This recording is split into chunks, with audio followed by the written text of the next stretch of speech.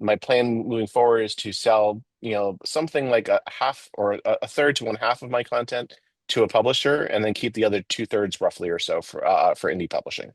Yeah. That way, I've still got a foot in both worlds, but I have some works that are still coming out that I control every single year. I think that that's really important. And of course, advertising is not optional these Right. days for most authors. And getting back into the swing of doing that again is after doing nothing but trad for a bunch of years, has also been a relearning experience because ad systems are constantly in flux. When I come up with an idea in the first place, I usually try to aim for ideas that have some sort of scope to them. I'm really looking for at least 6 novels worth of content. 12 would be better. And the reason why, if I was going for novellas, I'd probably want 12 at a minimum, and 24 would be better. You know what I mean? Um, First off, I watch a lot of TV. I love good television series, especially the ones that have multiple seasons. I love seeing more adventures about the same characters. And the ones I really love best are the ones that have individual arcs for each episode, but also have an overarching arc for the entire season or whatever. I like to have the threads continue from episode to episode as they move forward. The theme of this is like breaking your biggest blocks, like having your blocks broken. And so, like, how can we use tropes to that end? Yeah. I think you can use them in a lot of different ways. You can use them to build a story. You can use them to revise a story. You can use them at the end to go back and see, like, what do I have and how can I make it stronger? But in terms of blocks, I really like tropes for like helping me figure out who the characters are. I like them to figure out like what's their background, or, is it a loner? Is it an orphan? And those are like come up so many times. It doesn't have to be like that's like the biggest part of them, but a lot of times those are so important because what it does is it isolates the characters, and then they're like really primed to go on a significant journey. So I like to think about like what are 3 tropes that help me figure out who this character is.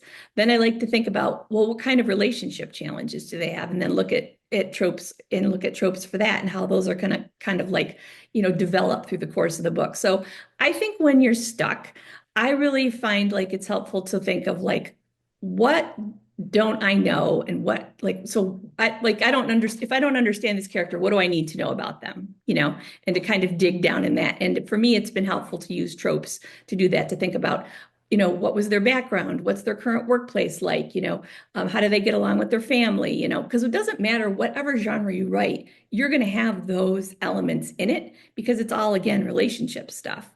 In terms of being creatively blocked, I think it's because of structure that I very rarely to never, knock on for Micah, get creatively blocked. I'm obsessed with patterns and how things work and going into the nitty-gritty. Like I think I would have probably been a physicist if I could hold on to math in my head and really studied like atoms and subnuclear atomic things. But I think the number one thing to get past, to maneuver around, to completely avoid a block is to call a thing a thing. That's something Ayanna Van Zant always said, call a thing a thing. I think when you name something, it loses some of its negative power. So whenever people are asking me, well, I have a plot block. Well, I start asking questions like, well, where are you in the plot? Like, huh? What? Like, where are you in the structure? Where are you in the trope? Where are you in the love story? Where are you in the mystery or thriller? Because there's patterns there. And if you know where you are, like on a map, if you know where you are, and then you get lost, if you pull out that map and you unfold it and open up, then you can figure out, oh, I thought I was here back on I-95, but I'm actually on 20 West. And if I just get back over using these streets to get back over to I-95, I can continue on my way. And the names of those streets are maybe the meet cute, or if you're doing dark romance, maybe this is the place where the hero, the anti-hero, you get his backstory and understand why he's so obsessed with that heroine. There are patterns, there are things that are named, there are pathways that people have already walked that you can take a look at and say, oh, that's how they did it. That's how they got there. And then you go your own way. This is a thing we talk about a lot, and maybe it's kind of adjacent to like getting over your blocks is yes, asking yourself questions like, what do I do well? And what am I doing that's working?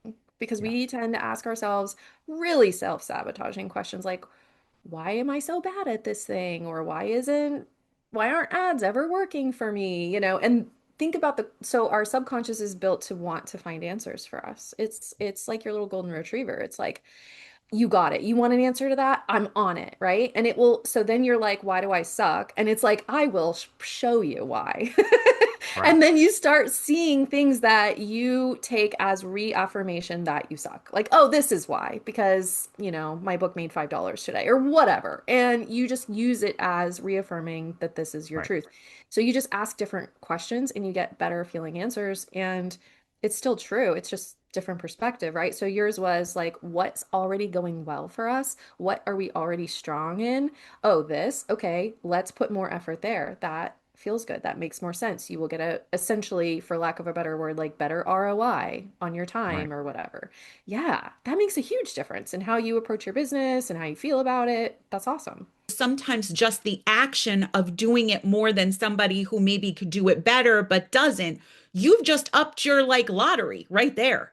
Right. So I've always said that. It's always nice to know I don't have to be the smartest one in the room at all. I never am. But I'm going to be the one that tries it. I'm going to be Right. the one that does it and that shows up for myself. And I've been coming ahead all the time with that. Speaking of neurodivergence, I have a friend who's also neurodivergent and we body double. A lot of writers will sprint with other writers kind of to force you to, somebody's watching, I have to do it, I'm accountable. We're like, why can't we do this for the hardest thing, physical activity? So we get on the phone and we get to talk with each other and FaceTime each day. And now like we'll show up for each other and it's turned into also showing up for ourselves. So making sure, I'm getting enough water, that I'm sleeping well, that I'm eating whole foods, just different things my body likes. And I've learned to listen to the story it tells. So that's a skill I've been working really hard on developing. And it really feeds back into having that more resilient mental health as well.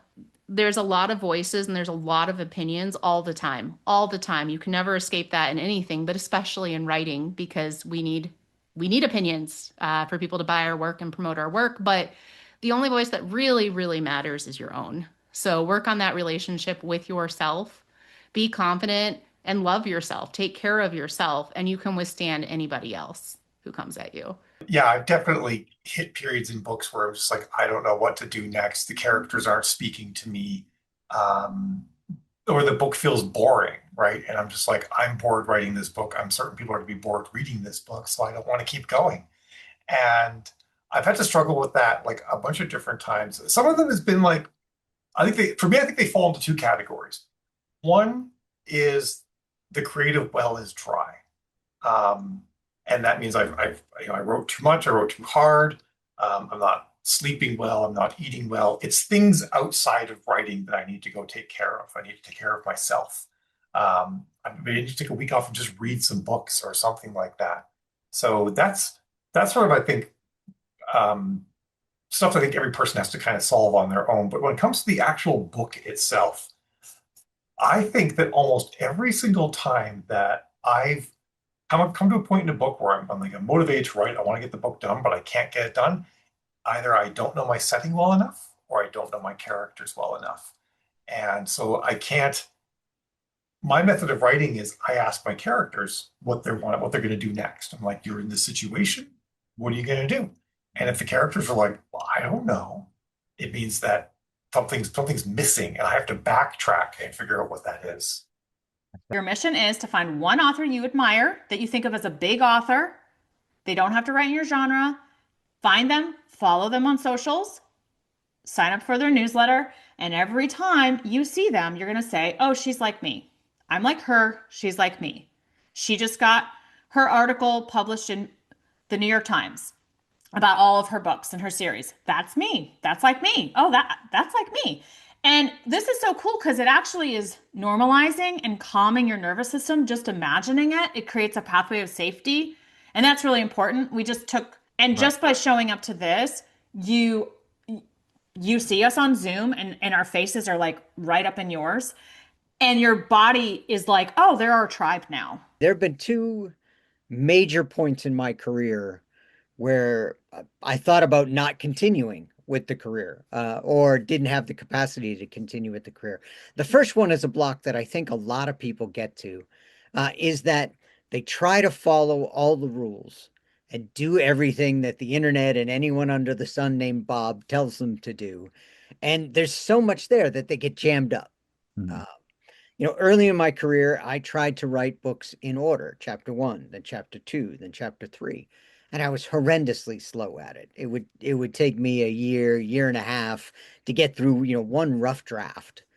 And I realized that I can't write books in order. It came to my attention that I am much faster and much better if I map out the project ahead of time, know what each chapter is going to be, and then write whatever chapter I bloody feel like writing that day. I'll write chapter one today, chapter 40 tomorrow, chapter 28 the next day, and build all the bridges to connect them later on in the process. And that sped me up like crazy. I got to the point where I was writing 4 or 5 books a year. That still isn't very fast compared to some other folks out there who do, one a month or so. But for me, that was lightning speed, right? I was suddenly the Flash when it came to writing. I always tell people start out with at least some kind of summary, even if it's a 1 or 2 page summary of where your story is going, and Mm. use that to guide you, particularly when you get stuck. I sit down and I'm like, I don't know what scene to write today. I'll flip through my cards until inspiration strikes. Oh, chapter 41. That one sounds like a great one to write today. And I've got a card telling me what to write. So I Right. don't have to stare at a blank page. I don't have to, figure it out. I've got my guide to take me along the path. I think early on my block was actually figuring out how to write a novel, period. Like I thought because I'm one of those people who want to be an author since I was like a child, since I was like 8. So I thought, well, I know how to storytell. I've written all these little short stories and mini books as a kid and as a teenager. So once I got to writing my proper novel, I was like, oh, this is going to be easy. But then I realized that novel writing is actually as much um, craft and technique as it is storytelling. And I had to learn the technique part. I had to learn the technical stuff. I had to learn the craft. So it took me 6 years to write my first novel because I really didn't know how to, as wild as that sounds, I didn't know how to write a novel. So my first block was craft, like figuring out all the techniques, understanding how to build characters, understanding how to include suspense, all of that stuff. Like that was my initial block. And that came, or I came through that through a lot of studying, a lot of reading, speaking to other authors. Like being an author, I think is, or at least in people's minds, it feels like this very solo kind of mission that you're on, and to an extent it is and it can be. But I think if you are brave enough to open it up just a little bit and start speaking to other authors, start speaking to editors, you'll find that it could be a little bit more communal. And that really helped me. So I think getting over my first block was just like figuring that out, the craft. Yeah. So some of the ways that I think that you can kind of sneak around it are to try a different form. So if you're super stuck on your novel, then you can write short stories, you could write a poem. I have very recently been interested in songwriting. It's just a form that like I went to a songwriting camp and stuff.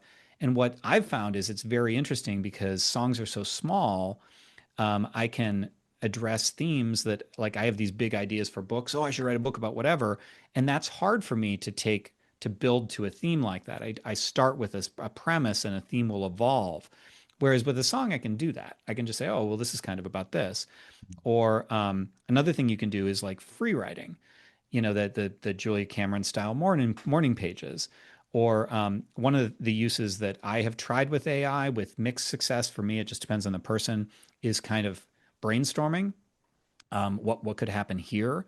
A lot of times I'll do that with another person. It's usually Sean, my writing partner, but getting another brain or entity, or if it's AI, I don't know how you define that, just hitting back and forth things that it's like even if you never use anything directly, it's interesting to hear a response. Well, I'm thinking about doing this. What are some variants? And then whoever you're talking to or whatever you're talking to says, well, you could do this. And you say, oh, well, I don't like that. But you've opened up a new possibility that I wasn't even considering just because I asked the question. The block is sort of the point, right? Like the block is, that's the good stuff. You know what I mean? Because there's what you're trying to write about. And this is like, I coach people through this a lot, is like, there's what you're trying to write about, and then there's the block, right? And most of the time I'm finding that the block that's getting in the way of what you want to write about is what the essay is actually about. Because like, there's literally, that's like literal drama. There's actual like there's like conflict. You want to do something, you can't do it, and there's something standing in the way. The thing in your way, like that's the juice, that's the good stuff. So like, as hard as it is for me, and it is always hard, even knowing and believing what I'm saying right now, is like, the block is what's valuable.